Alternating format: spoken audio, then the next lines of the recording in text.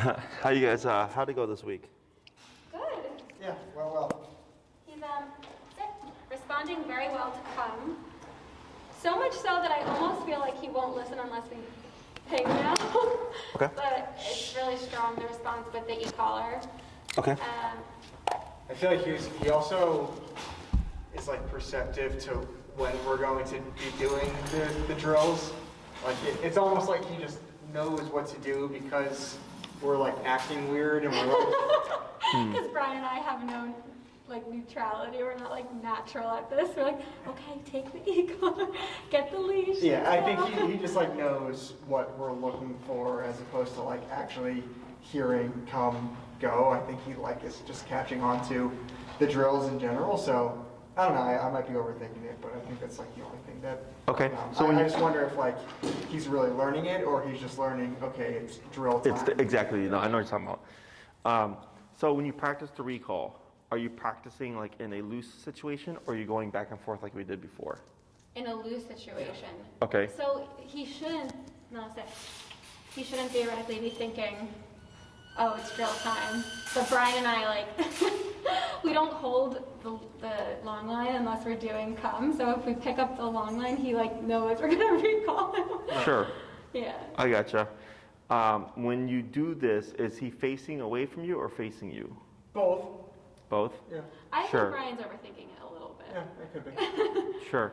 Because, I mean, the other thing you can do is this week when you do your recall stuff is, just keep it in your hand. Yeah. So that's what I would do is I would just keep it in my hand and the one to lock it, and that's just meander with the dog. Yeah.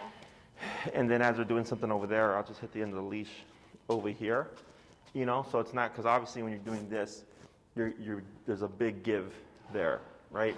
As the dog recognizes, oh, you're bending down to pick up the leash, I know what's coming. Yeah. And I just keep it in my hand, and then I pause, and I always wait and like randomize when I'm actually going to give that recall. So I can give the recall and do nothing here and just start remoting and moving back, because me moving back already at 30 feet away is going to cause tension anyways. Then once the dog starts moving, I can then go into reeling in that leash. So there's no precursor to let the dog know, like, hey, this is coming. That's a good idea. Okay? It's trying to be as inconspicuous as possible, Yeah. with your movements and stuff, because dogs are masters of reading body language. So, and then what you said as well, like, I think that's the trouble with most training is people do training sessions, and the dog does great in the training session, but then when they go to do life, it doesn't transfer. Right? So that's why I say as soon as you learn the skill, just start practicing in life. Yeah. Because that's what's going to teach the dog, like, oh, it wasn't just what we did at Jesse's facility, like it's here too. It is interesting, I think, and Brian has very adamantly pointed this out. Brian is very firm about you're on heel, you get 20% break, and I like let him have a break maybe like 30% of the time or 40, and he's so good on Brian's leash, like. And then you can tell he's trying to like take advantage of me, so I need to get a little bit firmer. Like he'll bump up on me, whereas he like walks perfectly behind Brian. Like he knows what to do, but he knows that I'm a little bit softer. And the reason why I think he's like really knowing and learning what to do when he's healing with me is that when I tell him to break, he immediately uses the bathroom, which meant to me like he had to go that entire time, but he knew he had to stay with me. That is correct. Yeah, so I'm going to get better at it. I told myself this week I'm going to use the e-collar more freely. Yeah, so what I always say is the more you use it now, the less you use it in the future. Yeah. What most people do is only use it when they feel they need to use it. Yeah. And it puts the dog in a limbo. Right. Because they don't ever get better and then cross the hump. They get better and then they get worse. And then they get better and then they get worse, right? So they're stuck in that limbo. Yeah. And you're constantly using it forever. Whereas if you're just strict from the get-go, you train everything to the level you need it, then the dog just thinks this is what it is, but then I ultimately end up not having to use a remote. Right. Yeah. Like it's present just in case. Right. And my girlfriend's dog, like I trained her dog. Right. And she's very lenient with the dog. And she'll ask me stuff. I'm like, well, this is why. And I'm like, so it's like, and I don't care. I was like, I don't care how you've trained your dog, whatever, it's your dog. I was like, but you can't complain about this one thing if you know that this is what you're supposed to do and then obviously not to do it. I say that to him all the time. It's really me. I'm like, Brian, you can't expect him to do this if you aren't like, for example, like we let him go on the bed before we go to sleep, and then he'll like meander to the crate when we say crate. Like he's like, oh. I was like, well, we're not supposed to let him on the bed. That stuff, personally, I don't care about. Yeah. I know some trainers will tell you, don't let the dog sleep in the bed. Don't let the dog go indoors before you. Don't let the dog eat before you. You know that stuff? It really doesn't matter. Because dogs don't think that way. The only time it matters is if I've had couples where the dog will resource guard the bed from like the husband or the wife or the boyfriend or girlfriend. I'm like, that's a problem, right? And it's funny because I'll tell because they're like, well, you know, I leave the bed to use the bathroom and I come back, the dog's growling at me. And I'm like, so why the fuck is the dog in the bed? I watched a video of you, someone yesterday actually, who their dog bit them in their bed. Yeah. Yeah. Oh yeah. But the lady was just bending over to put on her shoes and stuff, you know. But he understood. He's like, yeah, this dog. I was like, everything's off limits because I couldn't deduce why it had happened. My thought process was resource guarding, but nothing really made sense. So I was like, all we can do is avoid and prevent if I don't know what the root cause is. Yeah. But for some people, you know, they're like, and I've had dogs attack the spouse. And the other person that the dog is guarding, like I'm explaining and they get it, but they don't want to change their behavior. Like they love the dog too much, but then in response, the dog attacks the other person. Yeah. It's crazy because logically, you'd be like, how does that even make sense? I'm like, it happens, you know? So here, that stuff, if there's no issues, it really doesn't matter. Okay, yeah. Okay? That's old school thinking. I don't know why it's still around. Interesting. It makes sense if the dog resource guard stuff. Yes, I agree. But if the dog's fine, and like let's say all your obedience is good, his heel, his off leash stuff, all that's great. His recall's great. Everything is great. There's no behavioral issues. Yeah. I'm like, then who cares Yeah. what the dog does? No, that's good to know because I mean I get stuck in like the deep end of Instagram, like looking at all of these like recommendations for training, and you never know what to believe. It's like really. Well, I guess my question would be, and this is a little off topic, but there are some times where at night we'll be walking and it's dark out and there's just like less. I think what freaks him out when he gets like scared, and I can tell he's like high alert, is not when there's a lot going on around him, because when there's a lot going on around him, it kind of like all drowns out into each other. But when we're walking at night and it's kind of empty and there's like one person across the street, or there's like one, some like Is that weird? No. Okay. So let me explain it to you this way. In rural areas, you know, where houses are miles apart, it's considered threatening to be this close. Right. Okay, you would greet someone, you would say hello from 20 feet away. Yeah. Okay, here in the city, because it's so congested, it's not uncommon that we're talking this close. Okay, so now let's go. You guys been on the CTA train before? No, we're new to Chicago. We haven't Okay. done trains. Have you ever been on any kind of public transit? Yeah, in New York. In New York? Okay, cool. So let's say you're in New York, right? You're on the train or something, and you're sitting down, and it's packed, and there's 3 seats empty, and one is next to you. Someone gets on and sits next to you.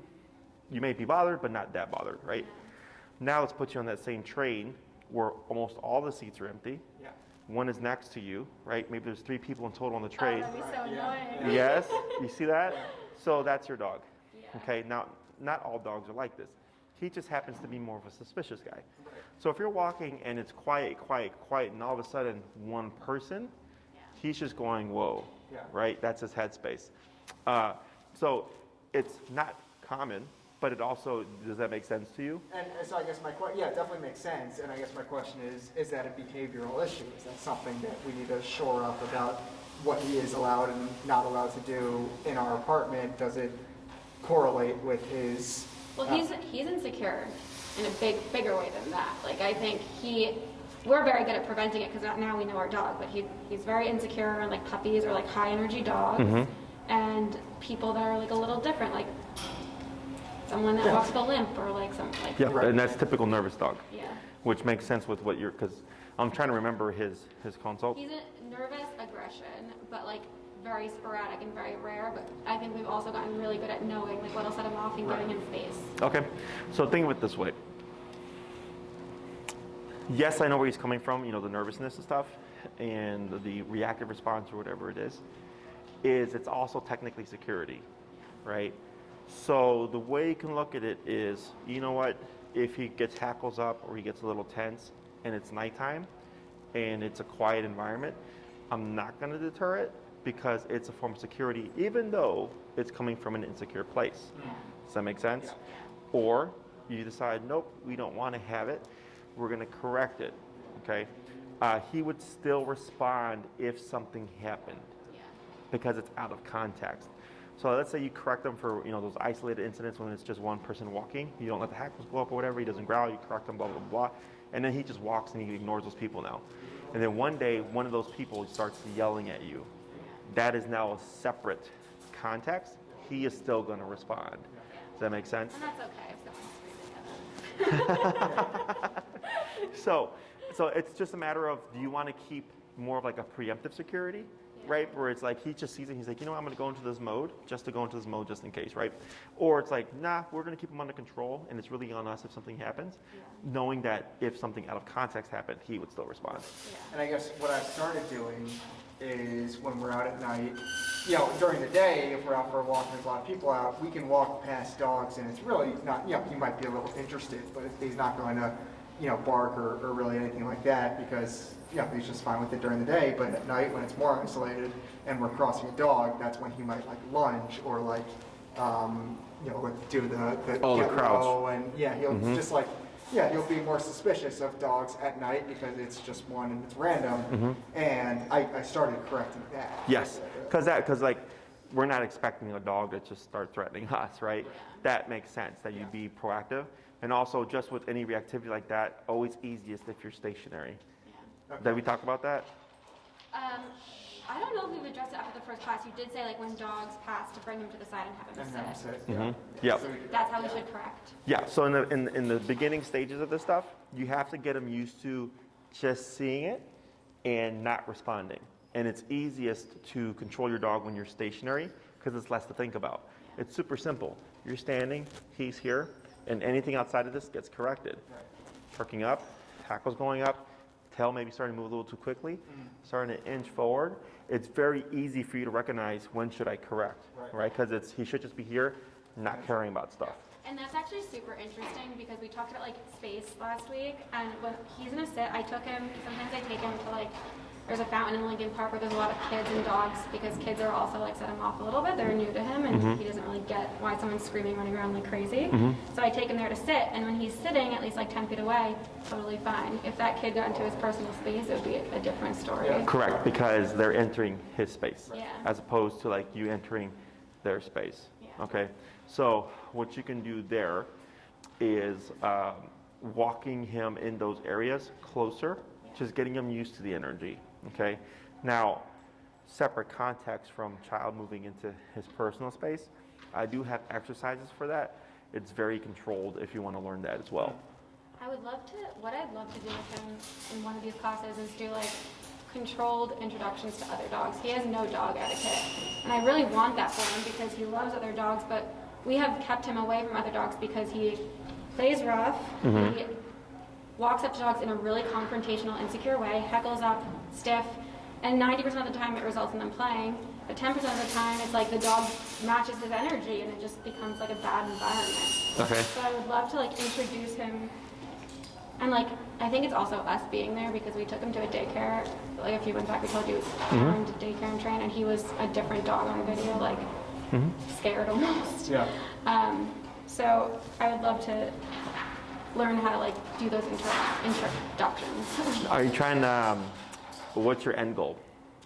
I guess allowing him, or I don't know, I would like for him to be properly socialized with like dogs that are good for him so that I can feel like if I know a dog's energy will be good for him, I'll be off leash with them and I can trust him. I guess the goal is trust. Yeah, so the way that works is, this is actually social. Him just being here, chill, laying down, not caring about stuff. This is actually part of social behavior, okay? When it comes to, like when you said like wanting to know that the energy is gonna be good for him, well, you don't know if it's a dog you just met. It can seemingly be friendly and all of a sudden have a moment. Exactly, it happens all the time. So here, the way I look at it is as friends dogs, relative dogs, dogs that your neighbor's dog, dogs that he would see on a regular basis, and dogs that you know, plus people that you know, because there's a level of control there. I have a very specific and structured way that I do dog introductions that you can repeat to help him build trust with that dog that you could repeat over and over again so that it ends up being a positive experience. But just because you do it at 20 times with 20 different dogs and he does great those 20 times, doesn't mean you're going to go to the dog park and it's going to be swell. Yeah. It's too many variables there. Yeah, and I think, like, I mean, we just raised him the wrong way. We took him to dog parks, and so he has this association with dogs that, like, they need fun. And, like, I always want to be with them. So this is very good for him, and he's gotten good in recent months because we don't let him do that anymore. It's like a strict no. Yeah, you've put on rules, like, just because you see a dog doesn't mean you're going to interact. Right. Exactly. That is correct. Yeah. And I have, like, human guilt about it when there's, like, 50 dogs off leash in the park running around with each other, but we just don't let him go. Who knows? I mean, we don't know what those dogs are or what his energy is or... Yeah, it just comes down to trust. Yeah. Okay, so that's definitely something that we could do, that I can show you, and then you just repeat, of course, people you know. And then so by the end of your program, don't think you're going to be done. You're going to be doing more work, and at some point, you just might one day have that confidence of like, hey, you know what, we actually have a great dog now, or a better dog than we had before, and we're going to do more. You know, it happens all the time. I had a lady who said she would never socialize her dog and did 9 classes with me, and at the end of 9 classes, I'm like, your dog is great, because he was super reactive, she had to go up 20-something flights of stairs because she was scared of getting on the elevator, and he made great progress. And I told her, your dog is great off leash, he has that capability. I was like, I see him like doing well with dogs if done correctly, and she was like, nope, not going to do it, out of the question. And I said, no problem. I was like, but just letting you know. I saw her a year later. He had made dog friends, and she was walking him off leash. Wow. But it took her longer than 9 classes with me. Right, of course. Positive experiences. Oh, like we are making a lot of progress, letting her anxieties go, trusting the dog, trusting her skills, and controlling her dog to get there. Now, he didn't have 1,000 friends, but he had, when I showed up, he only had 1 friend, and that was her boyfriend's dog, right? So he went from 1 friend to a handful of friends. That's all you need. Yeah. So, you know, it's like with people. Like I have like 5 or 6 friends that I've known for more than half my life that are my guys. And I have acquaintances. You know, your dog does not need 1,000 friends or whatever. Okay? It's all on the human. You know, we project stuff. I know. That's my problem. Yeah, no, I think he's doing just fine. So all those things make sense to me. Okay? So whatever you come across, like every dog is different, every household is different, everybody's rules are different. I don't care what they are, just care it's consistent. I care that it's clear to the dog. Okay? Anything else? No, sorry, that was a really big tangent. No, that's fine. I mean, you know, it's stuff that you're wondering about, right? Yeah, super helpful. So what we're going to do today, because this is class number 4. Yes. Okay, is I have a second half to the recall. What we'll do is a quick review of what you've been doing, make sure that we're remembering that correctly, and then we'll add on the second part. Okay?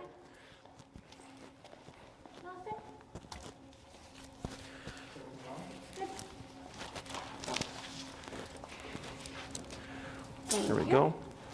And I will get, excuse me. This one's fine. There you go. We'll put on this one as well, the 2 leash. And then if you want to just place yours on the chair. Okay.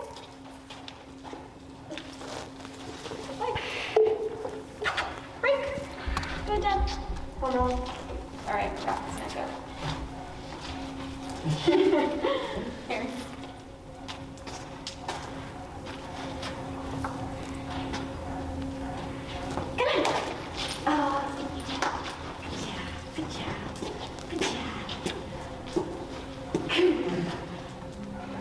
Yeah. No, come. And what's your number? Good boy. Sit. Break. All right, what's your number? 29. Okay. We'll just do a couple more, then we'll swap. Melo, come. Oh, yes. Good job. Good job. No, come. Good. Boy. Sit. Break. Good. One more. Come here, Mel. Keep going. Leave it. Good boy. Good job. No, come. Good boy. Tap back, tap, tap, tap, tap, backwards, tap, tap. There you go. Tap. Good. Break. Good. Let's go and swap handlers. Break. Good boy. Good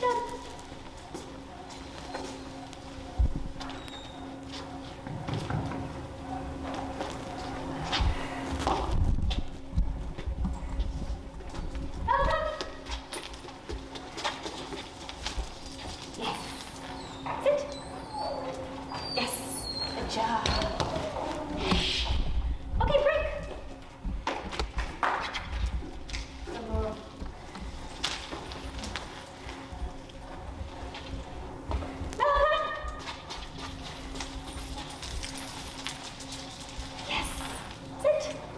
Tap, tap. Good. Good job, honey. Good. job. One more. Break. Go ahead.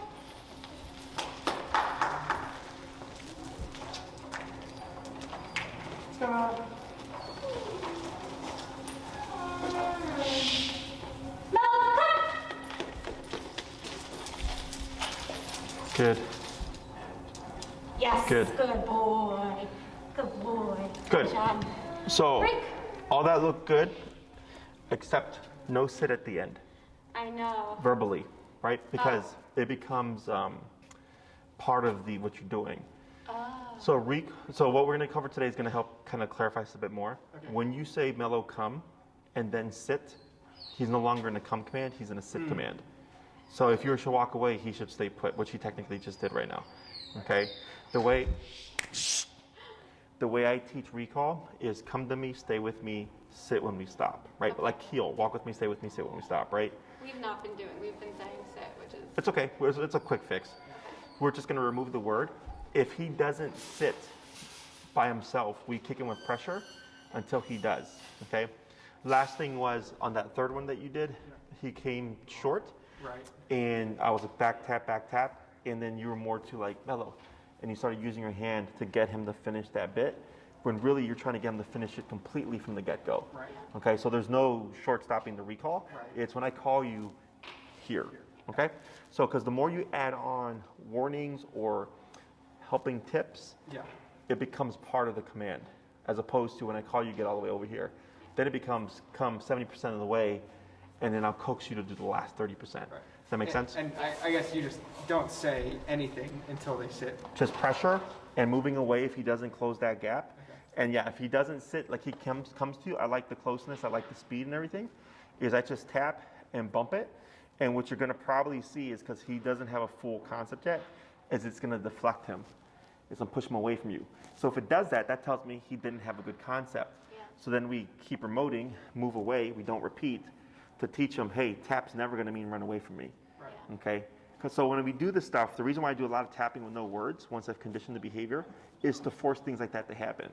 Because the last thing I want is when he's fully off leash, if he's not been proofed, he's going to leave you, and we've never worked him through it, you're not going to get your dog back. Yeah. Okay?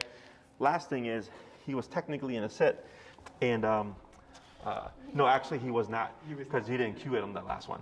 Okay? And I said- But You if you said had don't said break, sit, too. had you say sit, had said sit and walked away, he should hold that. So it's just remembering the black and whiteness of training, because we tend to forget stuff like that. You know, so like when people when they come to a stop and the dog auto sits, they have a conversation, the dog lays down, they tend to give the slack. Yeah. When I would correct it and bring the dog back up in the sit, because I gave no cue for them to, go into a down or release them. But we get so in tune to this conversation that we forget about this conversation. Yeah. Does that make and sense? And we've been pretty bad historically about keeping him accountable for duration, I think. Yeah. So Yeah, that's gonna be, once we cover that, Yeah. super important, because all these things tie together. Yeah. So recall is obviously the most important command. So if we have the 6, sit, stay down, come, place, heel, and 5 of them, we give leniencies, right? Like, okay, I let him go a little bit ahead of me. Okay, sure, he gets up, but I just tap him and he lays back down like a few seconds later. Yeah. As opposed to reinforcing of you never get up, or you stay at my hip, or you don't move from this position, right?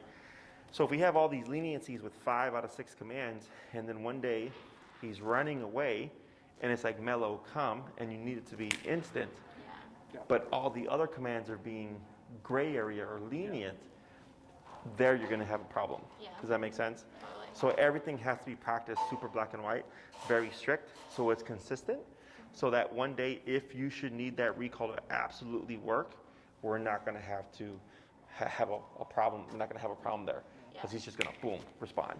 Okay? So all these things kind of overlap in terms of meaning. So what we're going to do now is who's going to do the first batch of the recall stuff? Okay. So it's super simple. Everything's going to stay the same. Yep. Melo come, back tap. He comes towards you.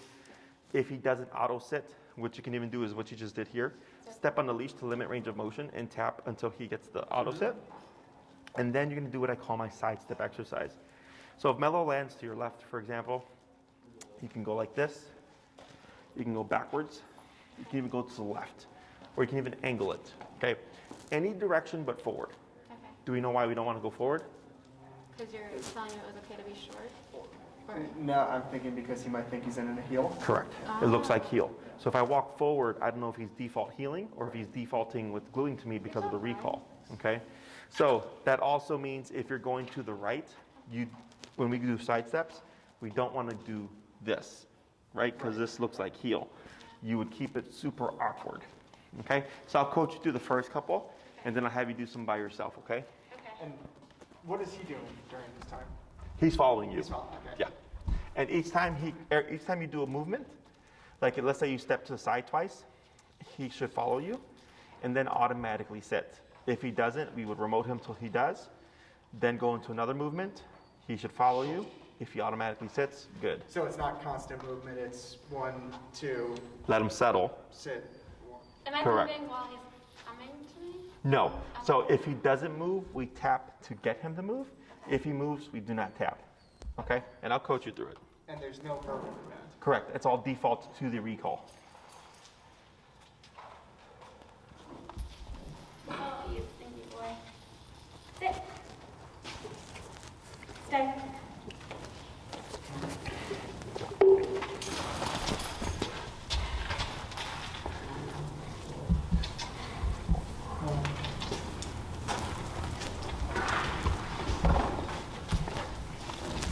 So go ahead and grab his, bring him back and you can grab his leash. Because now he's savvy. Yes. He's gonna preemptively start walking to you guys. This one, no. No, come.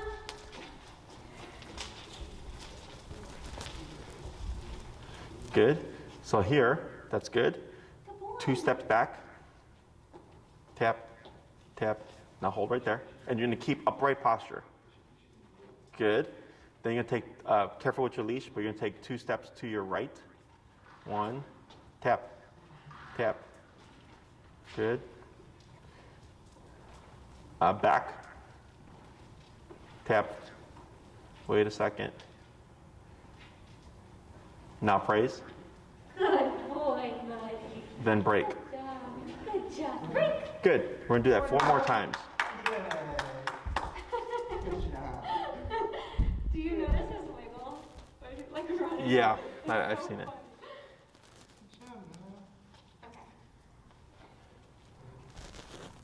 Melo, come. Tap, tap, back, good. Hold right there. Tap, tap, tap, tap, tap, tap, good.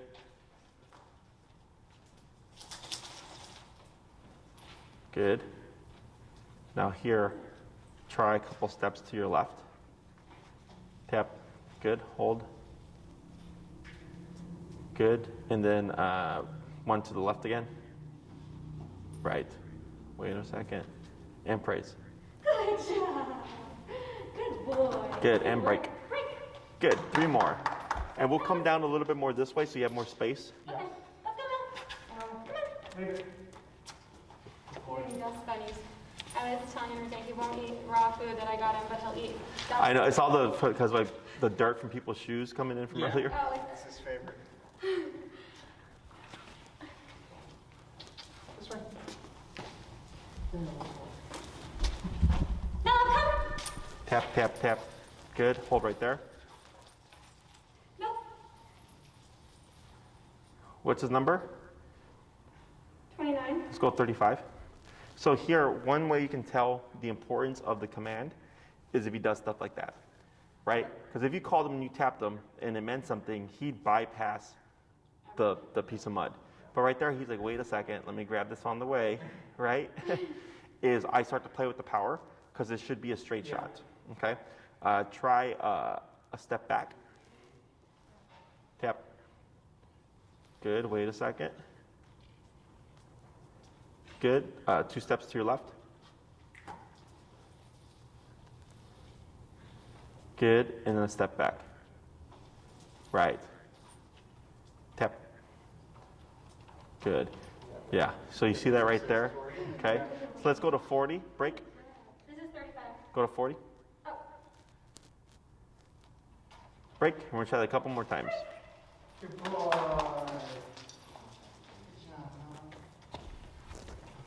Tap. No. Good. Leave it. Good, yep. Let's make him run through all of it. Go. Break. No, that's fine. Melo, come. Right, back, tap, good. Hold right there. Tap, right, that was better. Now here, try angling back and right. Tap, tap. Okay, now back. Good, wait. Now to the left. Is that right on my? Tap. So you see how quick he's coming into you?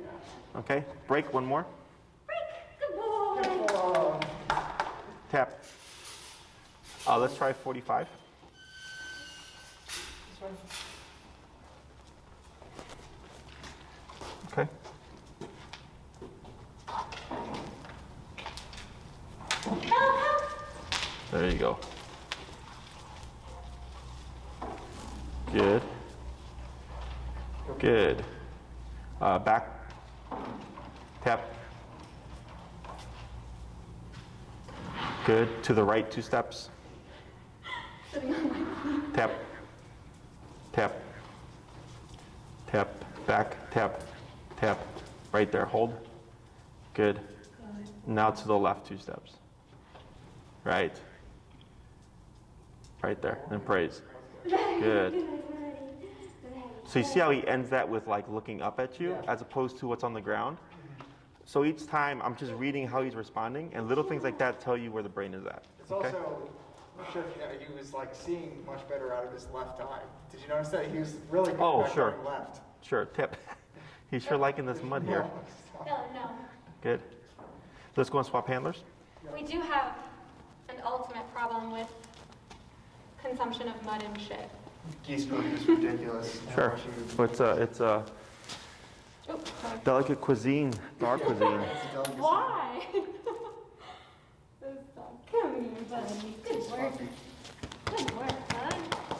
Good work. Let me get your foot out. Good boy.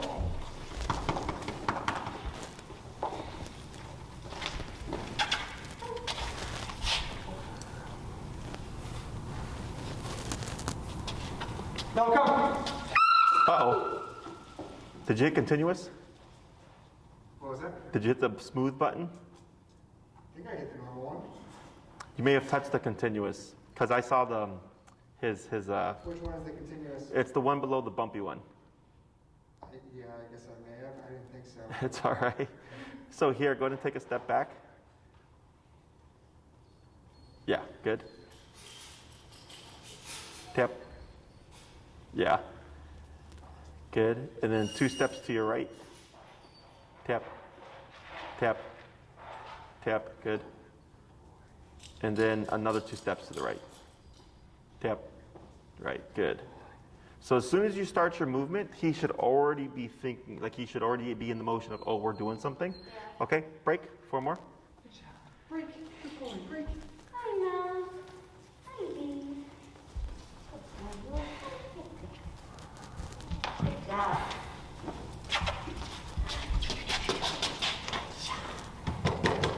Good boy. No, come. Good, yep. Hold right there. Good. To the right.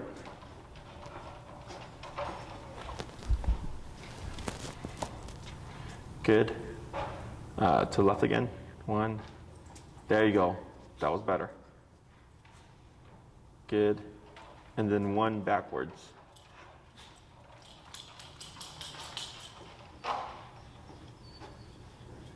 Like that. Good. And praise. Good boy. Good job. Good. And break. Break. Good. Two more. Break. Good boy. Good boy, buddy. Quick learner over here.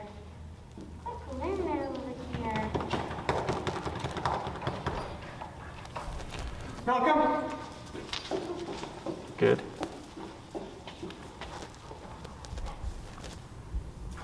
Good. Left a step. Good. Good. Couple to the right. Tap. Right, good. Good. And then one to the left. Yeah, that was a good one. Good job. And praise. Good boy. Crazy how quick they learn. It's simple, Yeah. you know.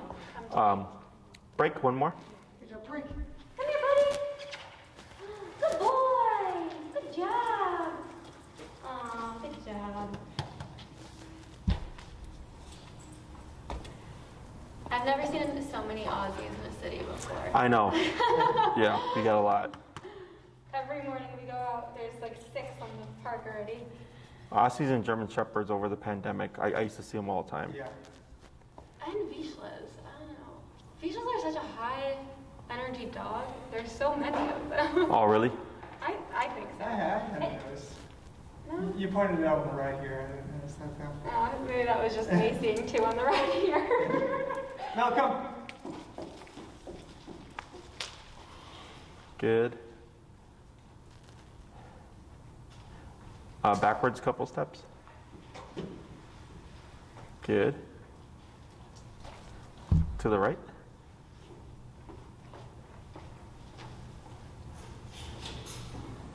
Good, and then one backwards. Good. See how those are more instantaneous? Tap for the auto set. Good, and praise. Good job. Good. Go ahead and bring them forward. Good job. Break. Good boy, buddy. Excellent. So yeah, here in the power, I would play with it a bit, okay? So when you go to practice out, like at the park or whatever, keep an eye on what he does at the end. If you see him like stopping to smell stuff, stopping to pick up a piece of goose poop, that means whatever we've said to him and the task at hand isn't that important, Yeah. okay? So even at the end, like I think you noted how close, like he was sitting on your foot. Yeah. And then for you, it looked like he was sitting on your foot He as was well. sitting on He was right on top of you. Is we're creating that tightness simply through more power. So he's like, okay, how close do I need to be? Okay, so that's one thing we get tighter response. Also, not gonna risk stopping for something. It should be just, hey, when I call you, this is what you need to do before, and I'll give you permission if you can do that later on.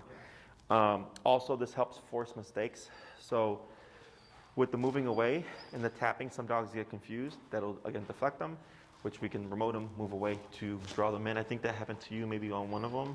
Yeah. It looked like he went off a bit, and then you turned and moved back to bring him closer. Yeah, good. The other one is less likely to run off. Okay, so like, let's say we call Melo off for like playing or chasing something. If there was like a squirrel here and I called him back, a lot of dogs are tempted to want to go back and engage again, Yeah, right? we need a strong number for that because squirrels are his favorite thing. Okay, yeah, so you know, use that to your advantage. Yeah. Prey drive is great. I always think we use it to your advantage because it's a distraction and a reward at the same time. Yeah. You know, so I can come off the squirrel, hold for a bit. He should stay put. We don't say stay, we don't say sit, none of that stuff. And then if he preemptively breaks, remoting, well, we don't call him back. Oh, No, we don't issue the call because that's resetting. okay. Because you would correct him because you called him once. You've not given permission to go back, right? So unless I say break, his job is to exclude to me. That's why we did this here. This cements the whole concept of when I call you, stick to me because I might move and you'll have to move with me. So we ideally don't get that preemptive break. But then if he holds for a few seconds, a little break, boom, then you can have that, the squirrels again. We have Okay? to be better about not using words when he's not doing the right thing and just using the clicker. Yes, it's super common because we're so sound-based. Yeah. Or people, I think they think it's unfair because they're like, well, how's the dog supposed to know? I'm like, well, the dog doesn't know what the hell you're saying anyways. You know, like we know what we're saying doesn't necessarily mean the dog knows what we're saying. So the more you use that pressure, the less mistakes he's going to make, because the only way to avoid consequence is just not to make a bad decision or make that mistake, right? Yeah. So if every time you ran a red light, you got, $1,000 ticket, like, do you think you're going to be running red lights very often? No, like because it's a harsh consequence, right? And consistent consequence that, we would see, I'm sure, speeding and all that stuff go down tremendously because no one's wanting to gamble that, right? Same thing for these guys. If you're at the correct number, so today I think 45 was working really well. Yeah. And then outside it might be a little bit higher than that. And you're like, man, ever since we started, 65, like Melo is on it. Like he moves, he runs from squirrels, no problem. He bypasses any distractions. He glues to us. He's sitting right on top of our feet. That's what you're training, okay? So when you practice with him, however he's performing is what you're creating. Yeah. So if I'm practicing like a recall and he's coming and he's got good energy, but it's kind of like leisurely, right? Then when you apply it in a realistic context, it's going to be even less than that, right? Because there's always a dip in performance from training to like real life. I think that's a good analogy to have, because we always are like, oh, it's getting a little bit better, like it's getting a little bit better, but it's better to think like it needs to be perfect. Yeah, I always shoot for 110% knowing that I'm not going to get it. Yeah. Right? But if people shoot for like 80%, you're going to get 50, 60%. You shoot for 100%, you're going to get 80, 90%, right? So the more you shoot for, the higher your standard. Realistically speaking, it's not going to be to that degree, but it's going to be as close to it as possible because of how consistent you are with practicing it, right? So here, now you have a reference for the recall. When you first started, it was good energy. I liked it. He was coming for sure. But then when I start to see these little things like him sniffing the ground and stuff, I'm like, well, he's doing it, but he's not really doing it. Yeah. Okay. He's not taking it seriously. Exactly. Questions about any of that stuff? No, I think I know that, yeah. So we covered the heel, we did the recall. Did we ever cover the stay? No. No? So let's go ahead. You guys can switch them back to your regular leash. Sure. I'll take On the these. prong, does that matter? Yeah, that's fine. Hey, sit.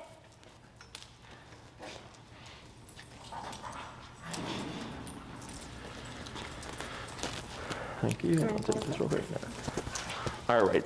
So go ahead and pop Melo into a heel and just do a quick circle around and then come to a stop.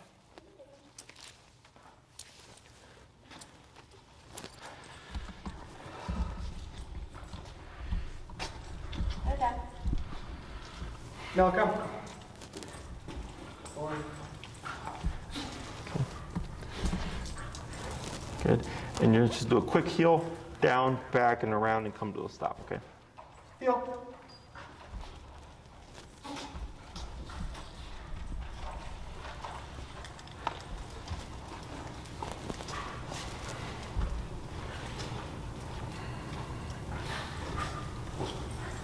Good crossover.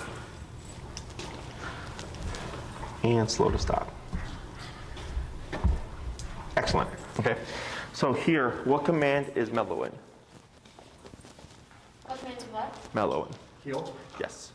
Okay. It's a trick question because a lot of people think sit. I was going to say that. Brian, I'm on easy today, today. yeah. Yeah, he's in the command that you said last. Okay, so he's in the heel. Sit or auto sit is built into the command, right? So if you were to walk again, what do you think Melo would do? Heel. Should. Yeah, you'd most likely assume we're going to walk. So the way I use stay and the way most people use or apply it is different. Some people say sit, stay, down, stay, go to your bed, stay. Whereas we just say sit down, go to your bed. Stay is implied, okay? The only time I say stay is when the dog's already in position. So right now, Melo is already in a sitting position because of heel. So we're going to teach him how to differentiate now. So we're going to wave left hand, say stay. And then where you have your leash is good, you're going to pivot out with your right leg like this to face Melo. Okay. Okay, now when doing this, you want to assume, he's going to assume to walk with you. Right. So you have your hand here, and when you step out, if Melo gets up, you're going to pull up and away from you and tap until he goes into a sitting position, and then you're going to complete the movement. He holds, good, back to his side again, praise, heel, walk around, come no stop, auto sit, repeat. Okay? Does your left, like your pivot foot, does that move? No. So if he's here, it's literally all right foot, Yeah, okay, like this, and then when you come back, it's back with left foot, gotcha. like this. Okay? So go. So go ahead and wave hand, left hand, stay. Just like this? Yep. Stay. And then pivot out right foot. Up, tap. Good. Now here, you're gonna just cross over a bit so you're in front of him. Like that, good. And then pivot back to his side. Good, a little bit of praise. Boy. Boy. And heel. Heel. Good. Good.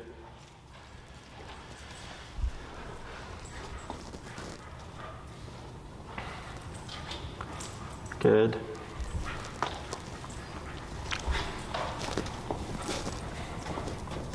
Good. Stay. Right, good. Back to his side. Bit of praise.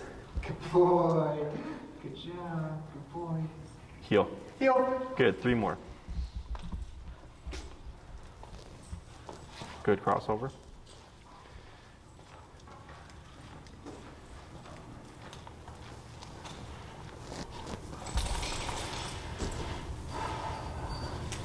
Good.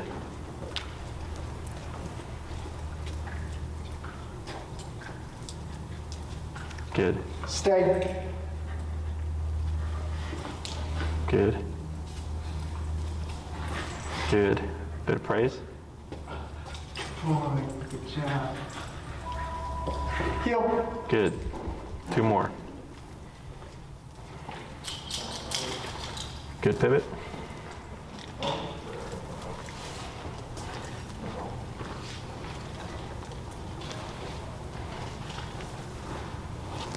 Good pivot.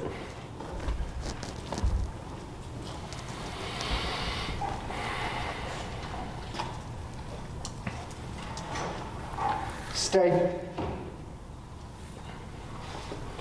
Good. Good boy. Good job. Good. 1 more. Heel.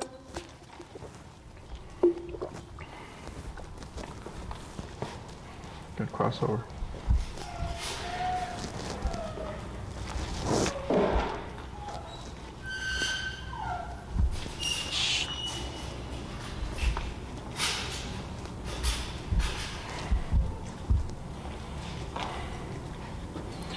Tip.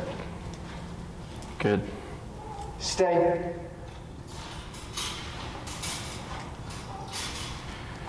Excellent. So now what we're going to do, same concept, but you're going to pivot out. Once you land in front of him, you're going to do a half circle from the front half of Melo. Okay? Then land in the middle again, pivot back to his side. Okay? And put him in a stay. Correct. Okay. Yeah, so you're going to do the stay, pivot out, half circle around him, Yep. come back to the front, pivot back. And when you're walking around him, just be ready with that hand to pull up and back should he try to move to you, okay? Heel. Heel.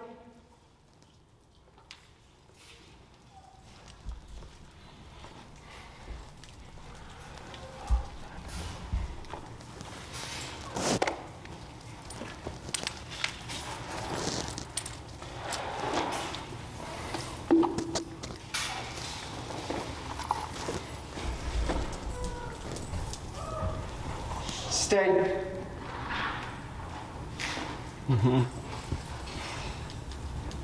And then half circle, yep. Up, tap. Good.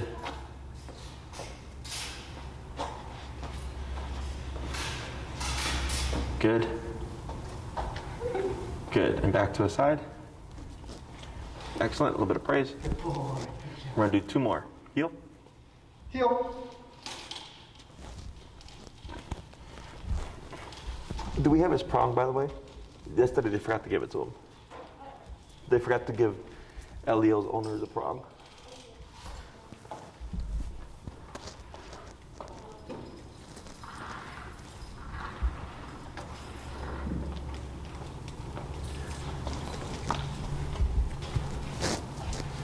Good.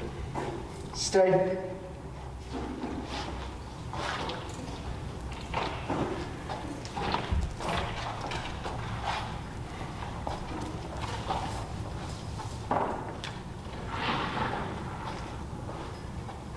Good. Keep going. And last one. Heel.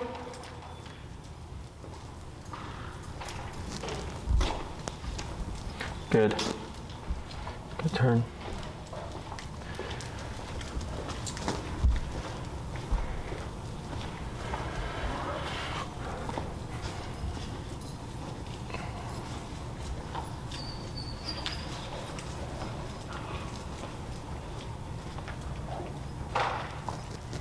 Good. Stay. Good.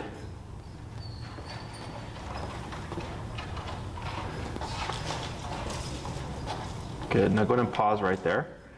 I'm going to have you go ahead and we're going to swap here, but we're going to keep Melo in that stay. Okay? Tap, tap, tap, tap. So here, what you're going to do is leash pressure, pull him over and tap, tap, tap, tap, tap, tap. And you're just going to step away and no repeat. Yeah, just step out with your right leg.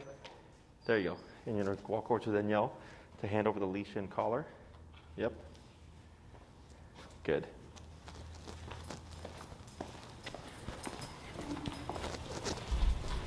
Tap. There you go. Good. And then to a side. Excellent. We're going to go back a step. You're going to do the heel, walk around, come to a stop, stay, and the pivot out. Don't worry about the half moon. Okay. Okay? Heel.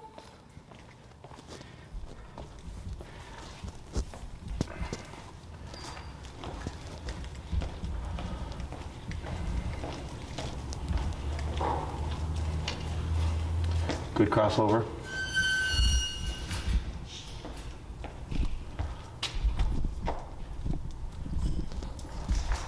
Good. So left hand stay. Stay. Good. Good. Back to his side. Good. A little bit of praise. Good boy. Good job. We're going to do that 2 more times. Heel. Heel.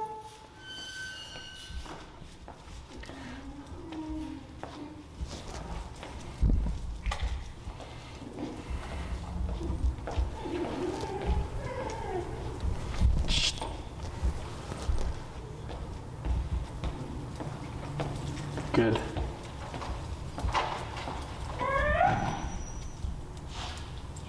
Boy. Stay. Good.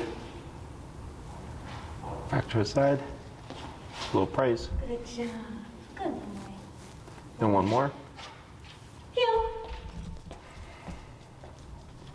Oh, sorry.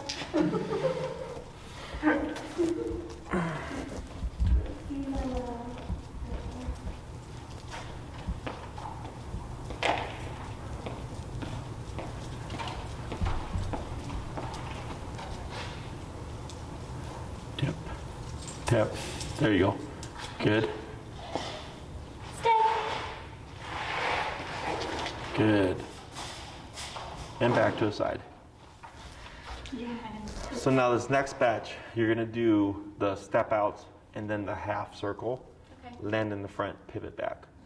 Okay. Okay? Heel.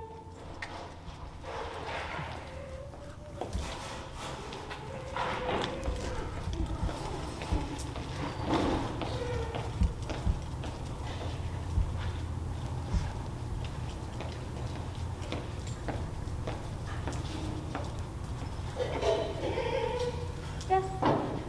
Stay.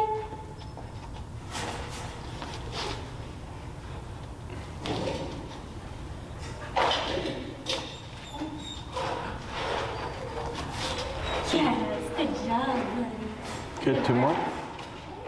Heel. Shh.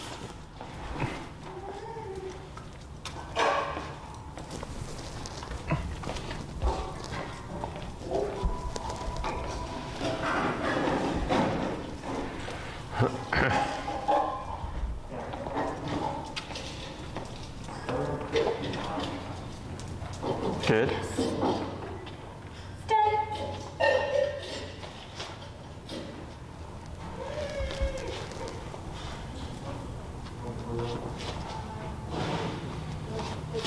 Good job. Good. And one more. Ready? Heel. Yep. Tap to speed him up. There he goes. Yep. Much better.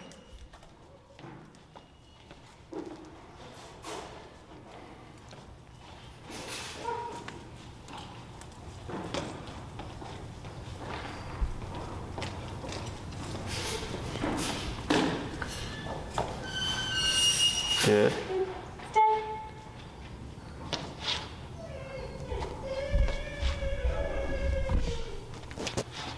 Good. Now what you're gonna do is hold right there. Take a let some slack go. Take a step back. Good. We're gonna hold right there. So what we're teaching here is teaching Melo how to differentiate between motion and non-motion. Okay. So we're using a moving command, so he learns to differentiate. On one of them, when you said heel and you walked forward and he stalled, that's the problem that we're going to create. So with remote or just with obedience in general, the more you teach, the more problems you create. So here, now we're teaching him, hey, sometimes I'm going to move and you're not. So we get delay sometimes on the heel. So if you're practicing stay and you say heel and Melo doesn't move, you wouldn't repeat heel, you would just tap and keep moving to get him to come to your hip. That 45 or whatever that we're at is working really well right now. Because when you tapped him right there, he sped up and then like turned right on you, okay? So when it comes to practicing the stay, what I'll tell people to do is, let's say after he poops, up and tap him into a sitting position. Don't say sit, stay, pick up the poop, come back, heel. You go to the trash can, stay, throw it away, come back, heel. If you hit a red light while you wait for it to turn green, you can practice stay. Right now you're doing a half circle.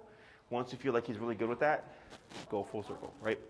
And that what happens typically when you go behind the dog, very common, is that they'll be sitting and then to keep an eye on you, they'll kind of swivel like this, okay? If that happens, we don't correct it because that tends to fix itself. If he stands up or lays down, that we would definitely correct, okay? Other people will use it like if they're coming out thresholds to like check, they'll say stay and like look like this and then go heel and then go forward. Just trying to find places to apply the stay concept when he's on a leash with collar so that you can, of course, reinforce it. Questions about any of this stuff? I don't think so. So next class we'll most likely do, because you guys are doing 12? Yeah, so question for you, Uh-huh. real quick. We have 12, we're going to Colorado Oh yeah. from April to May, so we're gonna split them. We would love to, I know you guys have like a very regimented daycare process, but we need to board him for a weekend before Sure. Colorado, which we'd love to do here, and we'd like for him to go to a few days of daycare beforehand if possible. 'Cause Yeah. he has some stellar separation anxiety. Oh sure, that's not a problem. So what you can do is you can email Maria and she'll send you the registration form. And then since your clients and I know Melo, he technically doesn't have to do the eval days.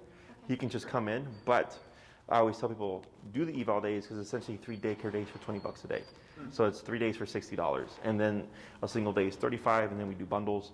Boarding a night is $50 a night, and it'll just help acclimate him, of course, to daycare. The environment, that's what we figured we'd put him in for like at least like 5 days. I mean, we're leaving kind of soon, right? The Sure. wedding is April 10th. But we want him to get in for a few days just so he's acclimated here, and I think the little structure and time away from us is good for him. Sure. Yeah. So he'd do duration work, even though we haven't covered place quite yet. Yeah. We would still do duration with him. He'd do treadmill time. We'd integrate him in the group, see how he does. I would love to see him learn treadmill. Yeah. Are the dogs here, are they boarded right now? Is this? Some of them are. So like Bela there is a board and train. Keely on the placemat is a board and train. Miko and Russ here are daycare dogs. Abby and Stanley back there are boarding dogs. So daycare goes late. We go to 7. Okay. Yeah, 7 to 7 Monday through Friday, 8 to 6 Saturday and Sunday. Yeah, and then we have Azula there is a puppy board and train. So we have like 3 or 4 board and trains right now. A couple of daycare and train dogs, and then a bunch of daycare dogs. So. Yeah, we would love it. It'd be good for Mr. Melo. He's a little bit shy. Yeah, we of course reinforce all the training, so everything that you've learned from us, we do the same thing. Great. And then, yeah, we'll be perfectly fine. So just let Maria know, and then we just need like the facility form. You technically don't need a contract because it's built into your training contract, so you should be covered there. So if you get a contract, don't even worry about it. We just need the facility form. Then it's shot records, and then you can bring them in as soon as you'd like. Perfect. Okay? That's awesome. Awesome, guys. Well, it was a pleasure. So for this week, practice the recall with the side steps, practice the stays, and then we'll take it from there.